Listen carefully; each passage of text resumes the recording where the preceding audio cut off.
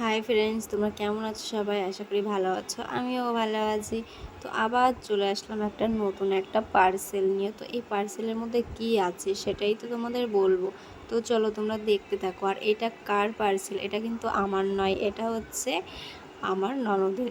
তো ওর জন্য একটা লেহেঙ্গা অর্ডার দেওয়া হয়েছে। তো তোমরা আগের থেকেই দেখেছো আমার দুটো লেহেঙ্গা অর্ডার দেওয়া আছে। তো ভাবলাম যে আমি যখন কিনে নেবো তারপরে ও বাদ যাবে কেন। তো তার জন্য ভাবলাম যে ননদের জন্য একটা কিনে নিই। তো ও দাদাভাই চয়েস করেছে এই কালারটা।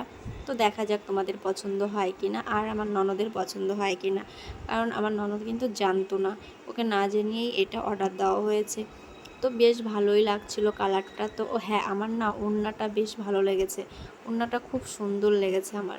তো দেখো, তোমরাও দেখলে বুঝতে পারবে। আর এই লেহেঙ্গাটা একটু অন্য রকম ছিল। তো এটা হচ্ছে ওড়না। তো ওড়নার সঙ্গেই ব্লাউজের পিসটা লাগানো আছে, যেটা আমি খুঁজে পাচ্ছিলাম না। তো আমার লেহেঙ্গাগুলো যেমন ছিল, ভিতরে কাপড় দেওয়া, ফলস দেওয়া ছিল, চারিদিকটা সেলাই করা ছিল, ওরটা কিন্তু তেমন ছিল না। ওরটা সিম্পল একটা কাপড় ছিল, পিস। তো সেই রকমই ছিল। এবার দেখে আমার প্রথমে পছন্দ হয়নি যে ওরটা সেলাই করা কেন ছিল না। তো এই দেখো, এটা হচ্ছে ওড়না আর ব্লাউজের পিস একসঙ্গে জয়েন্ট করা। তো প্রথমে ভেবেছিলাম যে এটা রিটার্ন করে দেব, তা ভাবলাম যে না থাক, ওড়নাটা আর ব্লাউজের পিসটা খুবই সুন্দর লাগছিল। তো তার জন্য আমি আর রিটার্ন দিইনি।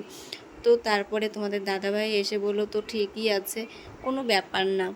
তো তারপরে ননদকে পাঠিয়ে দিয়েছি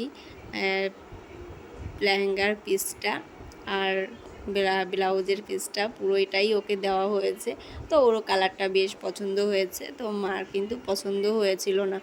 তো এখানে তো দেখছো মা, দিদিমা সবাই বসে আছে। তো আমার সঙ্গে কথা বলছিল যে কালারটা যেন কেমন লাগে। তো গাইজ, তোমাদের এই কালারটা কেমন লেগেছে? ভালো লাগলে কমেন্টে জানিও। তো চলো, টাটা।